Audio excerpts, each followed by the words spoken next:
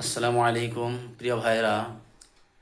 পবিত্র মাহে রমাজান আসলেই আমাদের সালাফি ভাই যেগুলো আছে, যাদেরকে গায়ের মোকাল্লিদ বলে, আহলে হাদিস বলে, এরা তারাবিহের নামাজ নিয়ে বিভিন্ন মতানৈক্য করে। 8 রাকাত বলে দাবি করে। 8 রাকাতের পক্ষে একটা দলিল পেশ করে।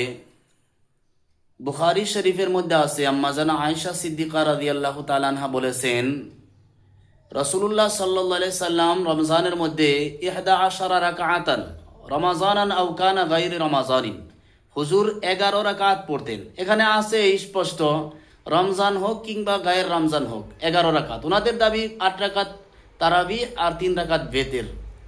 এখানে যদি তারাবিহের কথা উল্লেখ আছে, তাহলে গায়রে রমজান, রমজান ব্যতীতর মধ্যে আপনি কি মানা নেবেন?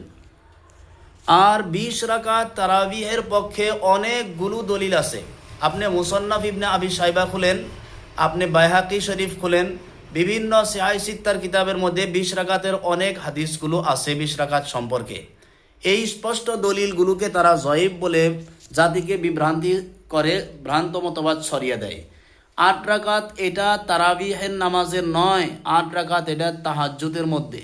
বুখারী শরীফ বাবু কিয়ামিল লাইলের মধ্যে 8 রাকাতের হাদিস বয়ান নাই। এই জন্য আপনারা যে বাংলা বুখারি দেখে অধ্যয়ন করেন, যেই বাংলা বুখারি দিকে দলিল পেশ করে না, কারণ আপনারা তো আর আরবি জানেন না, বাংলা বুখারি আপনারা অধ্যয়ন করেন।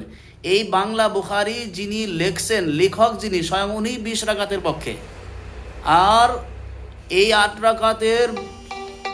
রাকাতের কথা উল্লেখ করে আপনি সাহাবীদের উপরে অপমানজনক কথা বলছেন। আপনারা এ ব্যাপারে হযরত ওমর রাদিয়াল্লাহু তাআলা আনহুকে গুস্তাখে রাসূল বলেছেন, হযরত ওমরকে বেদাতি বলেছেন, যে উনি 20 রাকাত চালু করেছেন। ইজমায়ে সাহাবা এটা আমাদের জন্য দলিল। ইজমায়ে সাহাবা এটা উলামা, আমাদের কি আহলুস সুন্নাত ওয়াল জামাতের একটি দলিল। ইজমায়ে সাহাবা না মানলে আপনি হাদিস মানতে পারবেন না। এই জন্য 20 রাকাতের পক্ষে অনেকগুলো দলিল আছে। এরপরেও যদি আপনাদের বসা দরকার হয়, আপনারা ফেসবুকে মোবাইলের মধ্যে না সরাইয়া সরাসরি আসেন, আমাদের সাথে বসেন। এনি টাইম আমি 20 রাকাতের জন্য, 20 রাকাতের পক্ষে দলিল পেশ করতে প্রস্তুতি আছি। এই জন্য জাতিকে বিভ্রান্তি করবেন না। মানুষ বেশি নামাজ পড়তেছে, পড়তে দেন। এই নামাজের মধ্যে কাটছিট করে আর জাতিকে বিভ্রান্তি সরাইবেন না।